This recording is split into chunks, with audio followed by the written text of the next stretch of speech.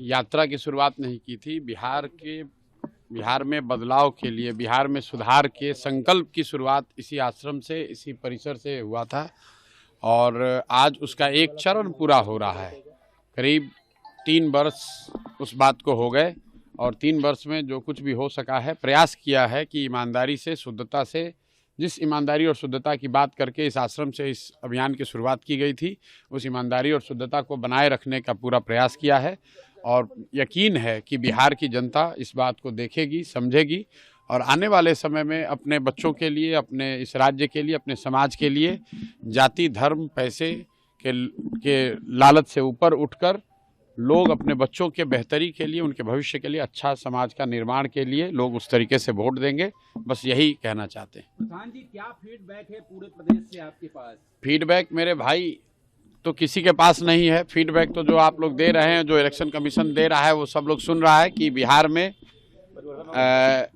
पहली बार आज़ादी के बाद बिहार के इतिहास में सबसे ज़्यादा वोट पड़ा है और ये अपने आप में एक बहुत बड़ा संकेत है, बदलाव का संकेत है। पहली बार बिहार में इतनी बड़ी संख्या में वोट पड़ा है तो एक तरीके से गांधी के इस आश्रम में, गांधी के विचार से, लोकतंत्र के मानने वाले लोग की सबसे बड़ी जीत है कि बिहार में आज तक 65% वोट कभी नहीं पड़ा है। तो हम लोग का ऐसा मानना है कि ये 65% वोट बिहार में बदलाव का वोट है।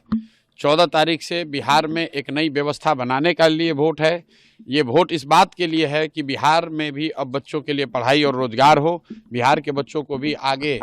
पलायन न करना पड़े, 10-12 हज़ार के रोजी रोजगार के लिए घर परिवार, बिहार गांव छोड़कर बाहर नहीं जाना पड़े, बिहार में भ्रष्टाचार खत्म हो और इसीलिए लोग इतनी बड़ी संख्या में आकर वोट दिए हैं। जितने भी पत्रकार हैं, विशेषज्ञ हैं, राजनेता हैं, किसी को अंदाज़ा नहीं था, किसी को अंदाज़ा नहीं है कि इतना लोग वोट दिया कौन है। और जो लोग ये दावा कर रहे हैं कि वोट किसको पड़ा है, उसको जब ये ही नहीं पता है कि वोट पड़ा कितना है,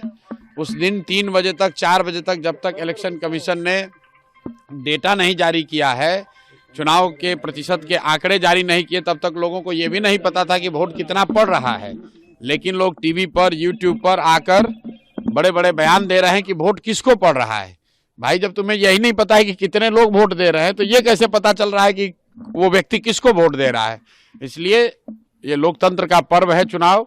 14 तारीख को परिणाम आने दीजिए, आपको दिखेगा बिहार में देश का राजनीतिक इतिहास लिखा जाता हुआ दिखेगा। जिस तरीके से चंपारण के इसी धरती से गांधी जी ने स्वतंत्रता की लड़ाई में एक नया इतिहास रचा था, एक नया सूत्र दिया था, एक नया हथियार दिया था, उसी तरीके से हम लोग का विश्वास है कि गांधी के भितिहरवा आश्रम से जो जन स्वराज का अभियान शुरू हुआ है, वो न सिर्फ बिहार में बल्कि बिहार के बाहर भी 14 तारीख को जब परिणाम आएंगे तो लोग एक इतिहास, नया इतिहास रचा जाता हुआ देखेंगे।